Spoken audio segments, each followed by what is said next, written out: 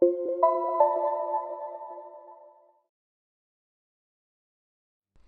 Zamora was a police officer with the Socorro, New Mexico Police Department. On April 24, 1964, while pursuing a speeding car on the U.S. Route 85 highway, he reported that he heard a loud sound and saw flames come from an area where a dynamite shack was located.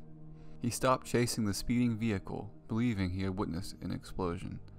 As he traveled closer to the area of the suspected explosion, he saw what he thought was an overturned car standing on end. He came to the top of a hill and saw one or two what seemed to be small adults dressed in white coveralls. He assumed they were the occupants of the object. He radioed police headquarters and proceeded to a distance of about 150 feet. He parked his vehicle and walked closer to the object. At this point, he could see the object more clearly and reported that it was white and egg-shaped, supported by girder-like legs. Seeing smoke and flame coming from the bottom of the object and hearing another loud, roaring sound, Zamora believed the object was about to explode. He ran behind his police car to shield himself from the blast. The sound stopped, and Zamora saw that the object had risen to about 15 to 20 feet in the air. The smoke and flame had ceased, and Zamora noticed red markings on the object approximately 1 to 1/2 feet in height. These markings were shaped like a crescent with a vertical arrow and horizontal line underneath. It remained stationary for a few seconds, then flew south and out of sight. Sergeant Chavez of the New Mexico State Police arrived soon after, responding to Zamora's earlier radio call to headquarters. He observed no object, but found some physical evidence.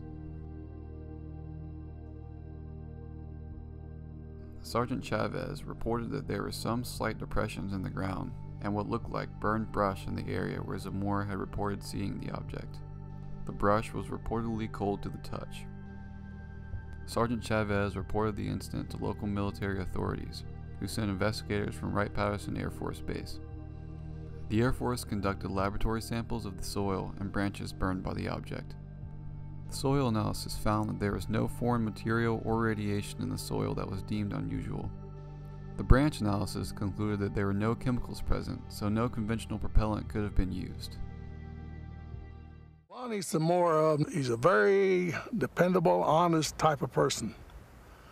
He's not one to create or make stories or build things up to make it exciting. I believe Lonnie Zamora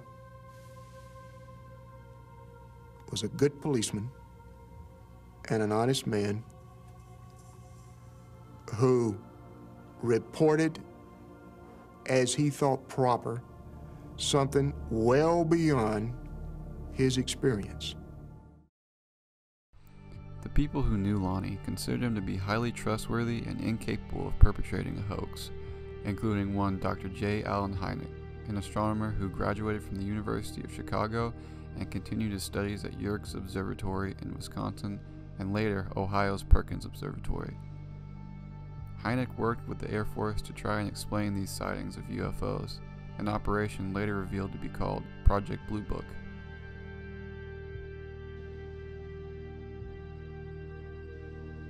The Air Force conducted a full investigation of the area that Zamora allegedly encountered the object, and concluded that there were no other witnesses to this event other than Zamora. There were no unidentified helicopters or aircraft in the area. Observers at radar installations had observed no unusual or unidentified blips. There was no unusual meteorological activity, no thunderstorms. The weather was windy but clear.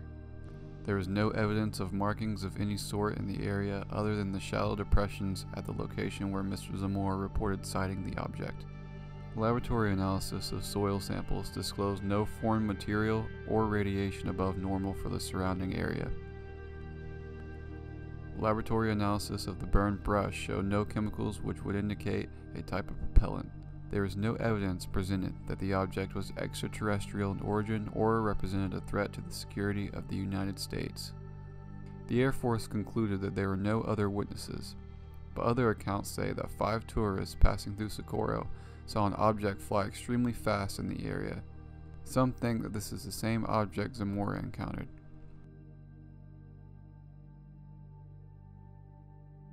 In 1964, NASA was testing an early version of the Surveyor probe that went to the moon in 1966. The tests were conducted out of Holloman Air Force Base in New Mexico, and records show that the model was being flown by helicopter the same day Zamora encountered the UFO, albeit earlier in the day.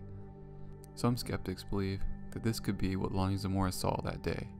The Air Force report goes against this theory, stating that there was no helicopter activity in the area. Linus Pauling, a famous chemist at the time, had contacted Sterling Colgate, the president of New Mexico Tech, a nearby university, about the Zamora encounter. Colgate wrote back, "Have good indication of student who engineered hoax. Student has left. Cheers, Sterling." It's important to note that the Air Force's investigation concluded that there were no chemicals found at the scene of the alleged event. One report also states that there were no odors left behind.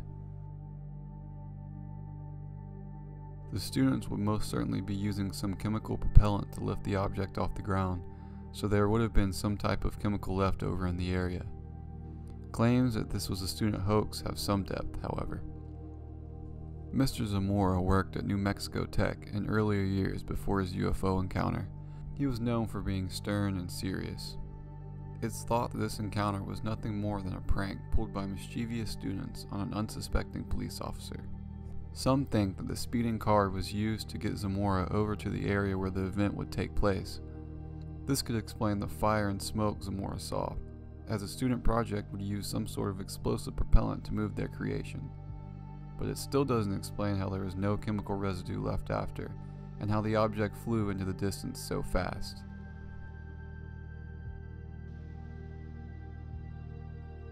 What Lonnie Zamora saw that day still remains an intriguing mystery, as both sides exhibit some probable answers, but both are filled with holes.